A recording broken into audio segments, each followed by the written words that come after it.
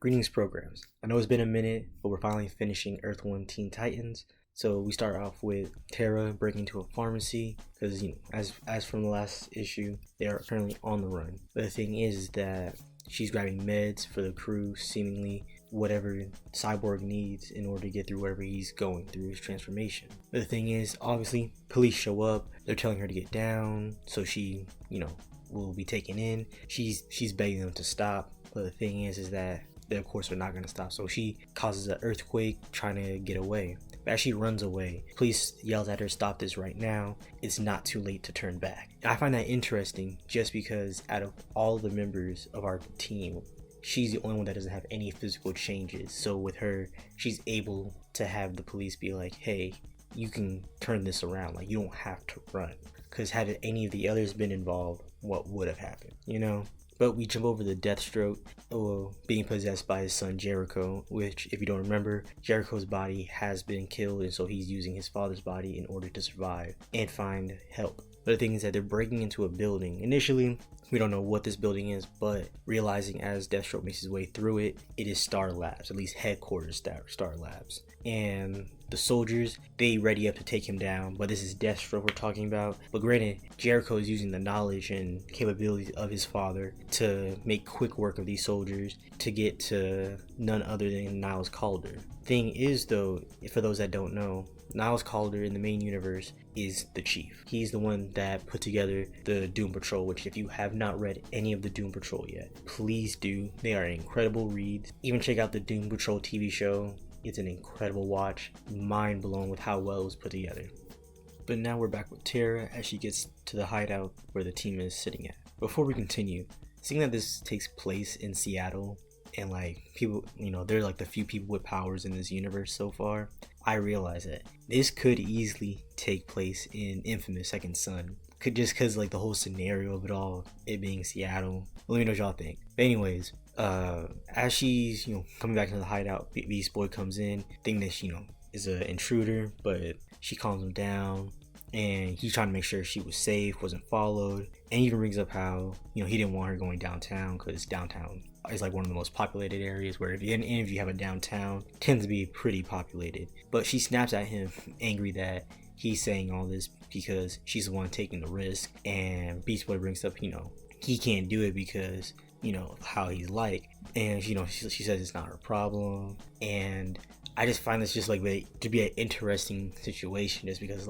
imagine if we could have the conversation, or have the situation actually be brought to I don't know, forefront of the situation of how Beast Boy, Cyborg, and Tempest all have physical changes, and none of them could be the ones to go out to take the risk while she can. Maybe technically Beast Boy could, changing into whatever to get whatever, but it's easier for her to blend in, blend out. But also, who's to say that if the cops were to see Cyborg, Tempest, or Beast Boy, they would stand down, or they would be as vocal as they were with her versus shoot first, ask later with the other. But as she walks into the house, we see Cyborg is covered head to toe except for part of his face in metal, and he says it hurts. She pulls out these meds that she took, try to help him ease the pain, but he's saying that none of it's helping, and he essentially is just giving up. He's lost all hope of getting help or seeing how to fix this, because if you don't remember, once they got to Starfire and freed her, she jumped, or not even jumped, but flew away, going off who knows where. But thing is that as he's talking, as he's giving up hope, he's telling her that she could still leave. She can, turn this around, as him, Tempest, and Beast Boy can't do anything. They're stuck like this. They won't be accepted anywhere, because in this universe, it's an underdeveloped hero community, or underdeveloped world full of metas, or not so much full of metas just yet. And she comforts him. She's letting him know she's not going anywhere, and he's fearing that he just will not feel anything again. And so from here, Tara goes downstairs to Beast Boy and Tempest. They're eating all the snacks they can, and eventually Tara and Beast Boy step outside. They're just having a moment, just going over the past couple weeks. Parents are dead, their experiments, and she feels as if like Vic is almost gone, like he can't feel anything, he feels as if he's dying, he everything does not seem hopeful at all. But she apologized for snapping at him, and he just understands, because like they're all stressed, like they are kids trying to survive when they should just be kids in school. But she even points out how Beast Boy doesn't even seem so stressed, and he just brings up how what's he supposed to do, curl up and cry. And that's a big thing with Beast Boy's character, is that as much as some see him just like as a comic relief, it's not so much that he's just the comic relief. He will get serious when it needs to be, but he also is the person where if everything is doom and gloom, if everybody truly is like giving up, falling into a dark place, he's the one that's going to try to find a way to bring a smile, or bring a little light to the situation, because he isn't necessarily the type to just give up. And even brings up how with Tempest, he has to essentially raise him and try to teach him as much as he can, because unlike the others, Tempest was the one that was in a tube. He wasn't raised with anyone else. He was just fed and just experimented on, while the others got to live some semblance of a life. May have been good, bad, here and there. And something that should be pointed out is that Beast Boy is much younger than everyone else, because I believe he's a middle schooler who skipped a grade or two to be in high school. But from there, they also do try to figure out what they're going to call him, because Tara doesn't want to call him Tempest, and Beast Boy doesn't want her calling him Changeling. And so from there, they're just talking about, what are they doing here? Like, what's the plan?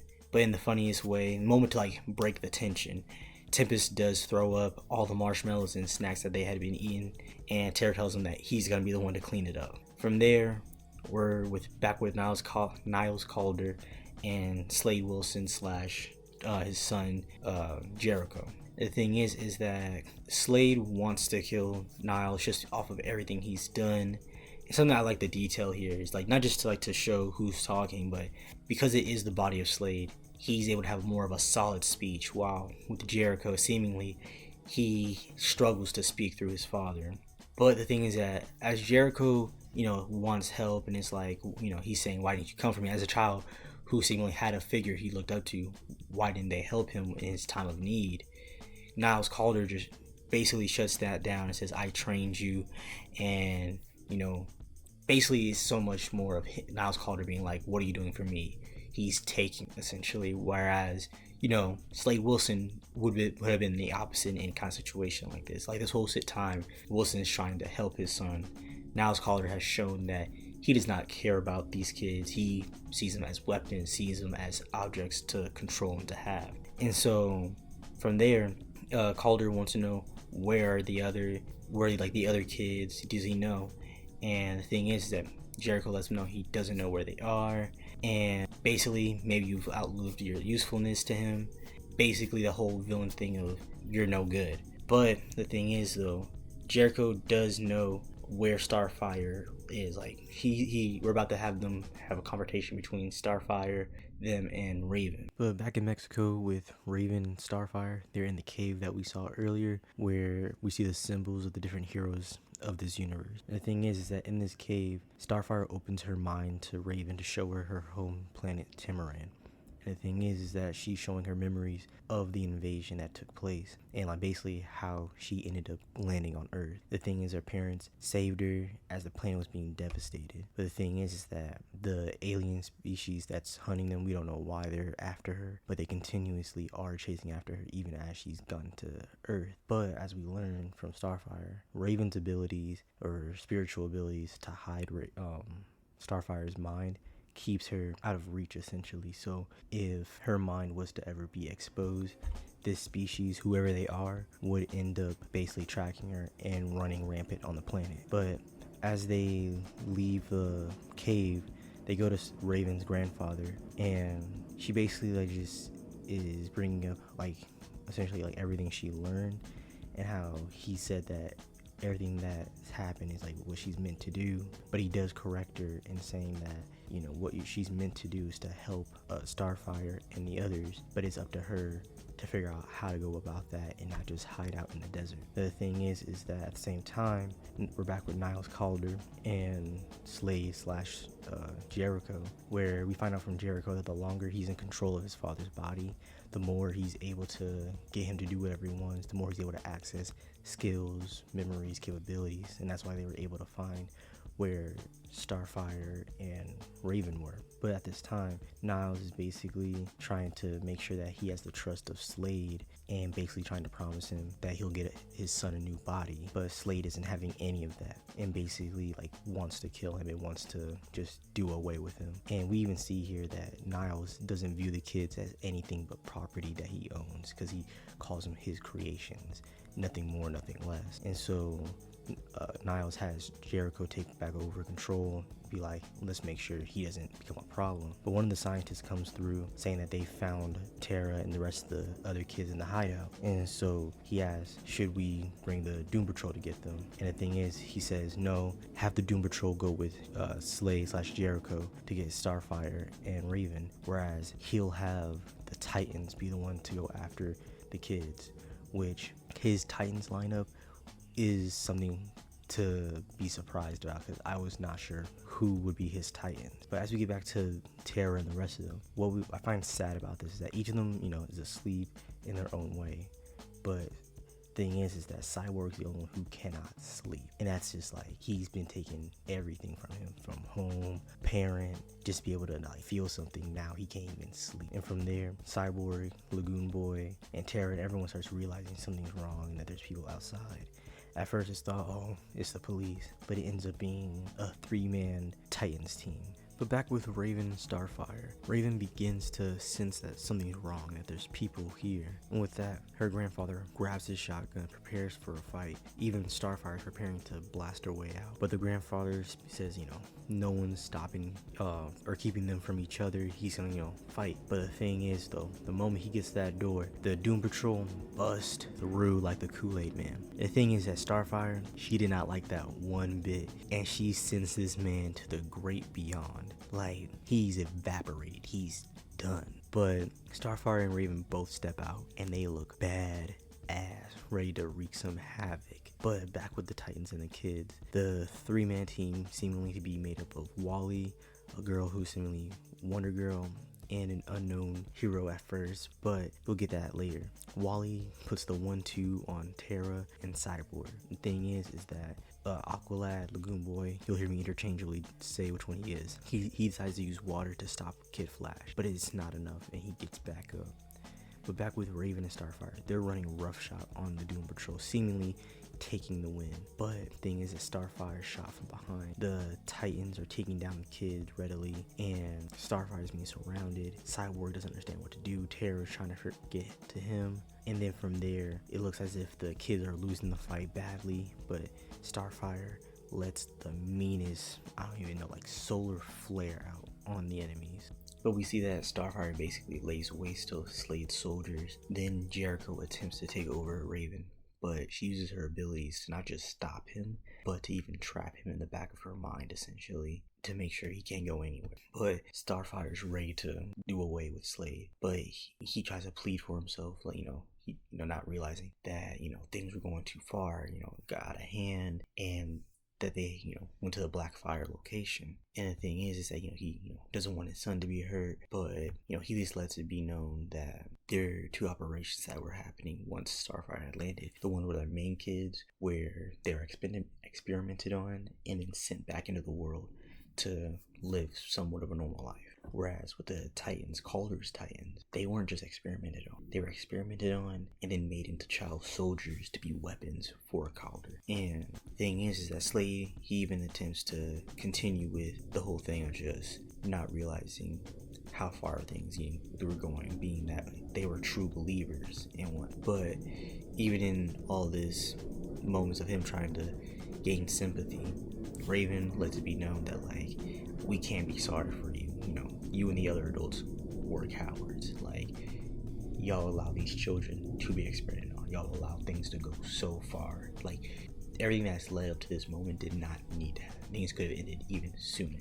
From here, we see the kids all on their way to Calder's location. It's something that I feel like going over when it comes to this lineup of young Titans, basically, is that we have Cyborg, Terra, Aqualad, and Beast Boy, our main kids, everyone recognized. But we have Wally West, Wonder Girl, and a girl named Cole, the Calder type. The things that with Cole, for those who don't know, because I feel like everyone here is recognizable except for her, is that Cole was a Titan, or at least before she was a Titan. Her father experimented on her because he wanted to, he wanted to humans be able to evolve basically overnight to survive an apocalypse he thought was going to happen. And she would eventually join the Titans, but she would also end up, being killed off at some point because, comics, and no Titan is ever left without trauma. But some of you also might recognize her from the Titans cartoon if you remember her being in it. But over with Calder, basically,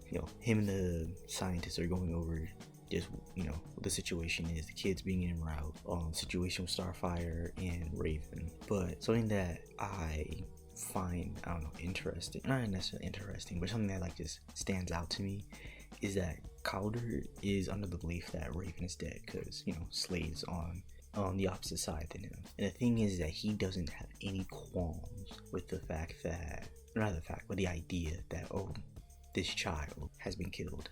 And I'm just saying child, in addition to this girl, he has had his people charge onto the reservation, rain chaos, and seemingly because he thinks he's winning, it's like, it's whatever, we're gonna clean up the mess, make sure no one knows that we were there. If Earth 1 Teen Titans had gotten a chance, even if it wasn't in the plans, if there was a possibility of this world being expanded upon just a bit more, the idea and the story plots that could come into play due to what Calder has done, attacking the reservation and everything, and things that could go on from there, I feel like those would be some good story beats to go into. But we open up back on the plane with the Titans heading to Calder. The thing is that we open with Cyborg letting Terra know he doesn't feel anything. He doesn't want to fight anymore. He's ready to go because nothing hurts anymore. And when you're in a position of where all you're feeling is pain and the basic things that you enjoyed are being taken away from you, once that pain is gone, who cares about doing anything else? That is the one thing that Cyborg has wanted, is just for it to not hurt. His transformation not to hurt. And so Impulse, Kid Flash, however you want to name him, he comes out with the cut. They're just trying to shut everyone up, and Beast Boy argues with him, telling him that Tempest is gonna be sick, and Wally has a lack of emotion towards them and their position, because he says, he can survive 24 hours without being submerged. And it's that kind of thing, it doesn't matter. But this kind of ideology, this kind of behavior is reflective of who's raised them, being Calder. And the thing is that we find out from Wally is that Calder has told them, or taught them, however you want to say it, that our Titans are murderers and that his 3 Titans are soldiers. And even just think about that, you're murderers, but we're soldiers. And in the long term, it's what makes the difference in this idea of what makes the difference between the murderer and the soldier. And the thing is that we, Terra laughs at him and, lets it be known that this was done to us. We didn't get a choice in any of this. And we learned from Wonder Girl that Calder said that they would say this. And that's interesting because Calder wanted to make sure that nothing they said could cause these 3 to waver or to question anything. He's like, don't believe them when they say they've been experimented. Don't believe them when they say that we were just normal high school kids and all this happened out of nowhere. Then Beast Boy calls the little girl a psycho, and she's ready to rip his throat out like it's Mortal Kombat. But Cole, she tries to stop it. Terra, she's about to let loose, but we find out that the callers that they have pay attention to their heart rates and basically their nervous system, and shuts them down if they attempt to use their powers.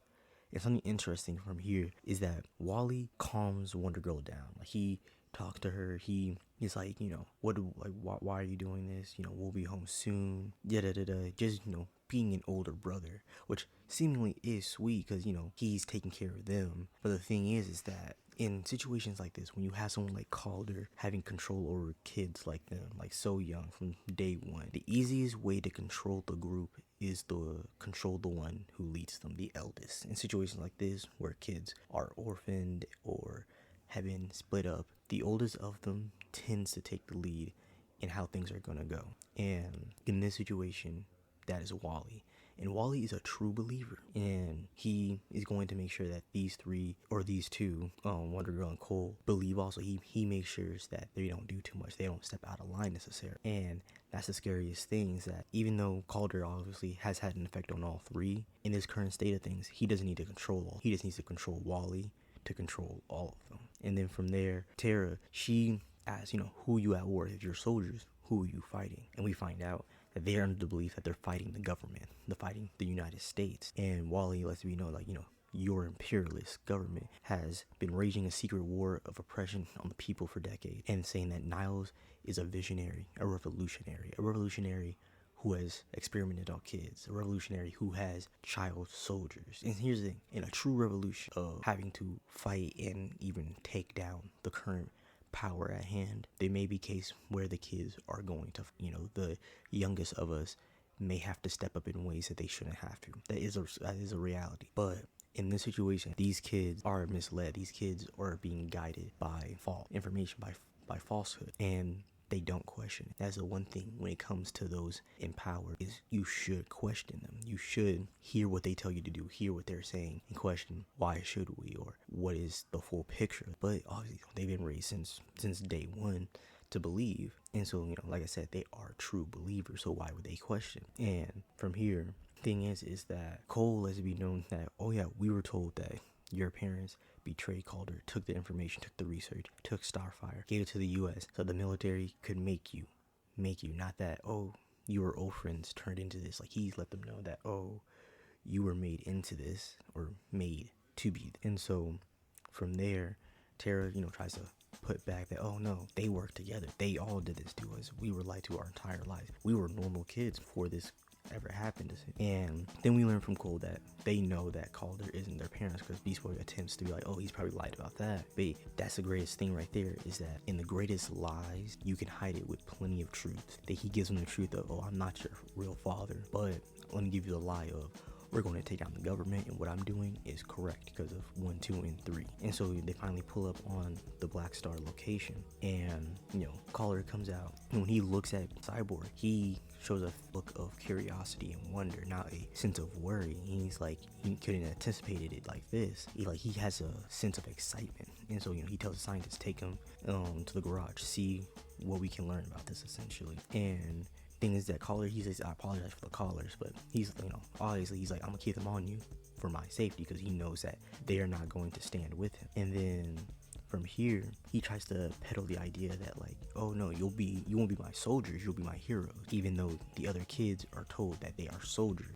He tries to peddle the idea of that you'll be rich, you'll be famous, you'll be gods. What revolutionary seeks to be a god amongst those he freed? And so from here, Starfire, she's ready to hurt him. He lets her know, until I'm able to, I can't, because I'm gonna stay as calm as I can. And he lets her know, you're like your mother, fascinating. The case of nurture over nature, given this instant. But then he says the craziest thing, I will break you, and essentially he's going to attempt to subjugate them to be his soldiers and peddle it as heroes. As we're going through everything, we see the garage, we see the ship that Starfire came here in, and we're being told that essentially it has awoken, seeing that Cyborg is here. And the one scientist says the metamorphosis has accelerated since he's been brought closer to the ship. The transformation is coming worse and worse. But the thing is he says it brought close to the ship, not him. And that just shows not just how far removed Calder is, but also how far removed his scientists are. Even the one scientist says it, questioning it, why it, guy has to fix what he says, him. Even though you may have someone that questions it, which is good that within a system like this, someone who's, absolute power over what's going on, the small questions can lead to the bigger change. And so even though this is a little thing, I feel like this is something that is important, not just for us reading, but also just as a society. Start with a small question, see where it leads you, because you shouldn't take everything at face value. But back with Calder, in the assumption that, oh, this is Joseph and not Slade bringing Starfire forth. And Calder, he's basically glad as anyone could be, because he's like, okay, now I have all my children here, now let's see what we can do. Like, I'm proud of you, Joseph. But Wilson is ready to show him what's up. Him and Starfire let loose, take out the soldiers, and Slade is ready to take whatever he can from Calder, because they had a deal, like he needed to get his son a new body. But Starfire is like, I'm not having none of that. She's ready to let it rain on him. But Raven appears, calming the scene down, letting Starfire know that, not like this, we can't kill him yet. And Slade's trying to know, where's the kids? And Starfire finds a way to the kids, Flash stepping basically to everyone. But then Wonder Girl wants to attack Raven immediately. Raven saying that's not a good idea. And Starfire pulls the greatest Kool-Aid man ever in order to get to everyone. But the thing is that Calder lets us know, essentially making Slade realize that the kids, despite how Cole is reserved, despite how anything of the situation could be, no matter what is said, the kids love him and they're ready to go down. Kid Flash basically gives Raven or Starfire the 1-2 punch. Wonder Girl gives Raven the meanest punch ever. It's hard to jump back and forth between them. Then Cole, basically throughout this, we've seen that she's been reserved and questioning everything more so than the others. So she begins to free our Titans, with Tara being able to shake the room. And then Raven calms everyone down, being the voice of reason, which she very much is the voice of reason throughout this whole story. And she tries to find Cyborg with her mind, with Wally West still being ready to fight, but she shows him the truth of what's going on, and he races off with the others falling behind him. And Starfire pulls another Kool-Aid man blasting through the ground, with us finding out that the kids were not the first experiment. There were dozens upon dozens of experiments before them. Seemingly all have failed. Then we see Raven comforting Wonder Girl as she becomes fearful. But in this moment, Wally West's anger boils over. He rushes to Calder in great rage, trying to understand, what did he do? Like, what is it that he has been doing? And then Calder tells the scientists to release Subject 8, release Blackfire. And we see that Blackfire seemingly is just Starfire. But thing is, Starfire does the craziest thing. And just says, you ugly being. Not, oh my gosh, not, who are you? No, she just says, you ugly. But thing is that Calder lets Wally know that in the early stages, Blackfire was a one-to-one cloning situation. And that even though she is powerful, she's not as refined as Wally. And so as the fight ensues, Wonder Girl attempts to take her on, is swatted away. She grabs Cole as she flies out. Tara even runs off to go find Cyborg. And Wally, he's just stricken with sadness, seeing that he's been lied to. Calder attempts to pull on his heartstrings to attempt to flip him, and so he can possibly flip the others to his side, because he's lost his father in this moment. But back with Tara, she ends up finding Cyborg completely covered in the metal and seeing scientists basically just poke and prod. Meaning that she makes quick work of the scientists removing everyone from the scene. But back with Blackfire and the Titans, Beast Boy gets involved. He's swatted away. But Wonder Girl, she pushes her away to try to help. But seemingly all of this is unfruitful. But the thing is that Wally comes through, does the best he can, and he's swatted away. But Starfire stands up ready with the rest of them, prepared to take on the fight that they did not realize was going to come forth. But the fight ensues, with Blackfire giving Starfire them haymakers. But at the same time, we see that the metal on Cyborg's body begins to melt off as it travels away. And then Lagoon Boy is swatted, is crushed by Blackfire. She's just running rampant. And seemingly Cyborg is connecting, or maybe more like reconnecting to the ship. But at that very moment, Raven lets Jericho out as he jumps to Blackfire's body. And initially you think, oh, we're all good. The thing is that Jericho realizes the power he had, and the fight becomes even worse.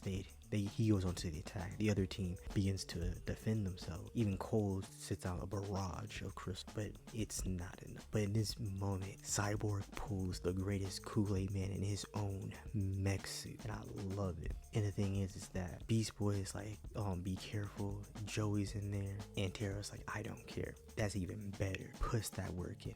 Cyborg whams him down. The thing is though, is that Jericho, he's in Blackfire's body, so he has enough power to fight back. The thing is, he talks about taking Cyborg's body potentially. Wally West comes in and everyone surrounds, and he's telling them, imagine what we could do together. Slade lets him know that's what they exactly see, only you wish you could. And the thing is that in this moment, Jericho is more alone than the man who probably he sees as a father figure has betrayed and left him behind. And his own father, as much as he wants to help him, he just can't. And Joey's not willing to stand with everyone else in this moment. He has to be in control of power because that's the way Stone raised him, Calder raised him. And in this moment, he jumps away back into the building, but we see that people are beginning to crowd, basically try to see what is going on, what is this commotion. And at the same time, Calder's tight and afraid and don't know what to do, but they decide to stay with Raven, and Raven calms Starfire down. She's ready to kill Calder still at this moment, which who wouldn't have? And so from there, Raven teleports everyone away, but at the same time, Slay attempts to run up into the building, but Calder and Joey are both gone.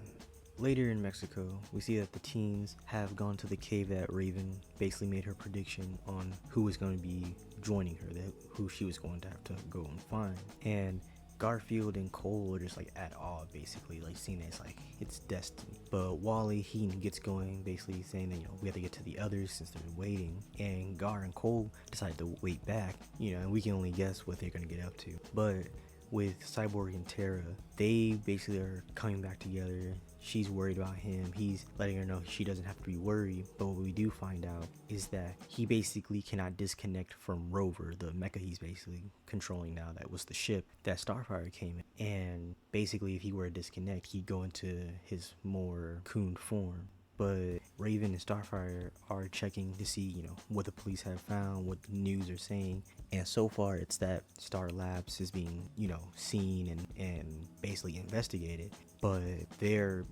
people are not necessarily on the hunt for them, but people are still, wondering who are these miracle teens. And Calder has still been missing. But Starfire attempts for her to not worry, but as they walk away to meet up with the others, Raven lets Starfire know that during the fight, there was a moment where the shield that she had over Starfire's mind had been basically dropped for a moment. And now, there's the worry that the people that were attacking Starfire's planet are going to come to Earth to come and get her. But Starfire lets Raven know that, hey, we're going to do this together if they decide to come to Earth. But back at the campfire that Raven's grandfather is putting together, everyone's coming together, having a moment of camaraderie and basically having their moment of reprieve. And the thing is that as everyone comes together, they're wondering where Cole and Gar is. And, them being all smiley, walking together, everyone's just like, we know what they're getting up to. But thing is that they are finally joking together. They're enjoying each other, like bonding, like seeing them as not just Titans, but as, a found family as they are.